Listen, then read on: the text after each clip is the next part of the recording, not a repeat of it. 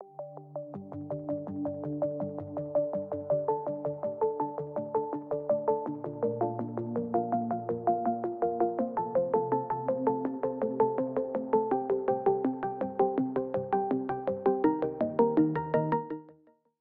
à tous, c'est Sylvain pour la chaîne Slide Venture. Aujourd'hui, je te propose d'élever un petit blob avec tes enfants, ça sera plus rigolo. Allez, c'est parti.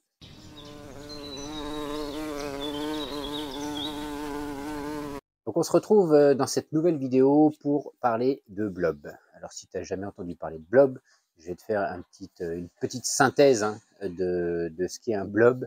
Je ne vais pas rentrer dans les détails, il y a beaucoup d'articles sur le net, éventuellement même d'autres vidéos qui parlent des blobs.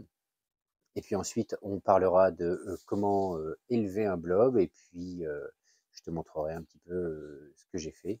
Je pense que c'est une chouette idée de cadeau pour un enfant, pour lui faire un petit peu découvrir les mystères de la nature, et d'autant plus le mystère du blob, parce que c'est quand même un organisme assez particulier, mystérieux encore, et tout autant intéressant. Donc un blob, qu'est-ce que c'est? Un blob, en fait, c'est un organisme unicellulaire qui vit un petit peu partout sur la planète, et généralement dans des milieux frais, humides, type sous-bois, tapis de feuilles mortes, etc. Et qui a des capacités assez intéressantes. Donc le blob a la capacité de répliquer en fait son noyau, parce que donc c'est un être unicellulaire, donc une cellule, donc il va répliquer son noyau, ce qui va lui permettre de soit fractionner, soit fusionner en fait euh, ces portions, on va dire. Et à côté de ça, donc il n'a pas ni de cerveau, ni de système nerveux. Donc ça en fait quelque chose d'assez particulier. Donc, je ne sais pas si vous faites des recherches, vous allez voir toutes ces cultures, on va appeler ça de blobs. Donc, c'est ni une plante, ni un champignon, ni un être, je ne sais pas comment dire, mais c'est vraiment quelque chose d'assez particulier et propre à lui-même. Et donc, si vous cherchez un petit peu, vous allez voir, et comme vous avez vu certainement en intro, le blob que j'ai démarré avec mon beau-fils, qui déjà en 24 heures a commencé à bien se propager, quoi. Donc, si ça vous intéresse d'élever ce genre d'organisme, et puis de suivre un petit peu son évolution, et de voir un petit peu comment ça se passe, donc je vais vous expliquer ça assez rapidement. C'est très très simple. Donc déjà, il faut un blob. Donc en général, ça se trouve sous forme de sclérote. Donc un sclérote de blob, qu'est-ce que c'est? En fait, c'est un fragment de blob endormi, en quelque sorte.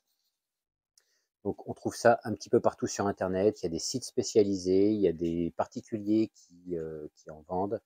Je vous mettrai quelques liens en description, ce sont des liens Amazon, où vous allez trouver des différentes variétés de blobs, parce qu'il existe différentes variétés de blobs. Donc il y a des souches françaises, il y a des souches australiennes, voilà, il y a des souches un petit peu partout. Il y en a qui sont jaunes, le blob classique qui est jaune, il y en a des blancs, il y en a des un peu rougeâtres. Voilà, chercher. Donc je vous mets quelques liens en description, et puis dans ces liens, je vous mettrai aussi des liens pour des kits, on va dire débutants de blob, de culture de blob, ou d'élevage de blob, qui comprend absolument tout ce qu'il est nécessaire d'avoir dans une petite boîte. Donc si vous voulez faire un cadeau, c'est peut-être plus intéressant de prendre un kit où il y aura donc des sclérotes de blob à l'intérieur, plus le petit matériel nécessaire à son élevage. Donc il faut un ou plusieurs sclérotes de blob. Il va falloir de l'agar-agar pour faire une gélose. Cette gélose va être son milieu de vie, finalement, qui va reproduire un petit peu ce qu'il retrouve dans la nature, donc quelque chose de glissant, humide. Donc de l'agar-agar, de l'eau. Il va falloir un contenant. Donc généralement, en fait, il est dit d'utiliser une boîte de pétri, là, une boîte de pétri ronde. Moi, je vous avoue que j'ai fait ça dans un plat en verre. Vous pouvez faire ça dans un petit bocal de confiture vide, dans un plat comme moi, dans une soucoupe. Si vous voulez juste acheter des sclérotes et après vous débrouiller, tout est possible, ça c'est pas un problème. Et des flocons d'avoine. Les flocons d'avoine vont être sa nourriture. Voilà, grosso modo, ce qu'il faut pour l'élevage du blob. Une petite pince à épiler, éventuellement un désinfectant type alcool à 90 pour stériliser un petit peu le matériel et faire en sorte de ne pas venir contaminer le milieu et le sclérote en lui-même. Donc pour la mise en œuvre, c'est assez simple. Donc il va falloir faire donc cette fameuse gélose en agar-agar. Alors si vous avez jamais utilisé l'agar-agar, c'est une algue séchée, broyée en poudre, qui en fait est un gélifiant alimentaire que moi j'utilise personnellement pour les confitures notamment. Donc en fonction de votre contenant, il va falloir plus ou moins d'eau.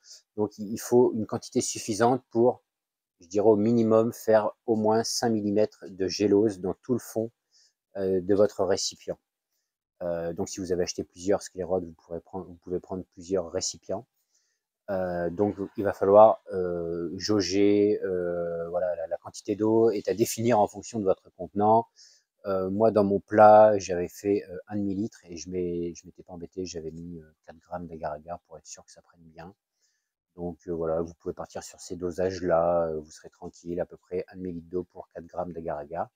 Donc vous faites chauffer votre eau, quand l'eau arrive à ébullition, vous versez votre poudre d'agar-agar, vous mélangez bien pendant environ une bonne minute et vous coupez le feu et vous versez ça dans vos récipients. Donc il faut quand même que les récipients soient un minimum résistants à la chaleur. Vous pouvez commencer à laisser refroidir un petit peu dans la casserole, cependant en refroidissant, donc c'est là que l'action gélifiante se fait.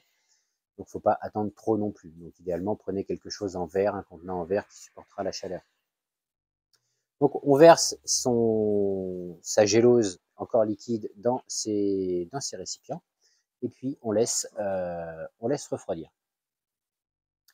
Une fois que c'est bien refroidi et que c'est à température ambiante de la maison, une vingtaine de degrés je dirais, on peut commencer à l'étape suivante, donc préparer les sclérotes dans leur milieu. Donc pour cela, en fait, on prend une pince à épiler qu'on aura au préalable désaffectée. On vient prendre, donc on ne prend pas les sclérotes avec les doigts, on vient prendre le sclérote. Donc le sclérote, c'est, comme je le disais, un fragment de blob endormi, séché sur généralement une petite portion de filtre à café. Donc on vient déposer ça sur notre gélose dans notre milieu. On vient disposer également à la pince à épiler 3-4 flocons d'avoine tout autour, mais sans le coller, sans le mettre non plus dessus. On vient le mettre à, le premier, on va le mettre à 1,5 cm, 1 cm, et les autres un petit peu éparpillés comme ça, ce qui fait qu'il va de lui-même aller chercher les flocons, les morceaux de flocons d'avoine pour se nourrir. Une fois que tout ça est installé, donc la gélose, le sclérote, les quelques flocons d'avoine, on vient déposer une goutte d'eau, mais pas plus. On pourrait ne pas le faire parce que l'humidité de la gélose viendrait pénétrer donc dans le sclérote et ce serait suffisant. Moi, j'ai mis une goutte d'eau sur chaque sclérote. On met ça donc à une température idéale comprise entre 18 et 24 degrés, c'est bien. Des expériences ont montré que on pouvait descendre un petit peu en température et on pouvait monter au-delà. Idéalement, il ne faudrait pas monter au-delà de 30 degrés et ne pas descendre, je dirais, en dessous de 10. On est entre 10 et 30, on est encore dans la plage, mais la plage optimale serait 18-24 degrés. Et idéalement, on vient recouvrir ça pour que ce soit à l'obscurité.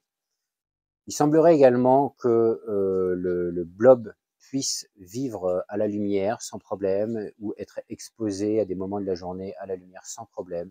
Généralement, il est conseillé de couvrir quand même et de mettre dans l'obscurité, quoi. Donc c'est ce que j'ai fait également pour mon élevage à moi, hein. Je mets à l'obscurité et on attend. Et là, en général, entre 10 et je dirais 48 heures, le blob va se réveiller et va commencer à prendre place dans son milieu.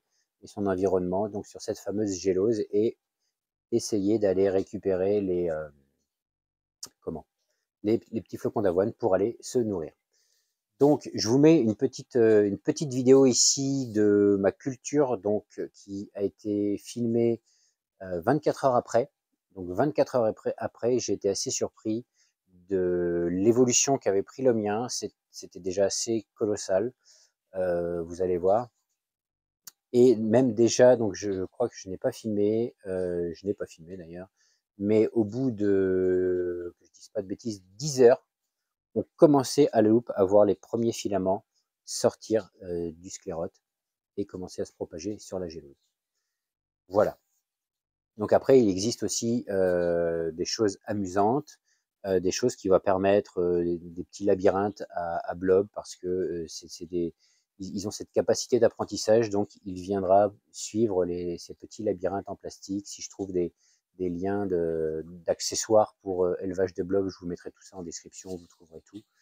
Voilà, donc je vais arrêter ici pour cette vidéo.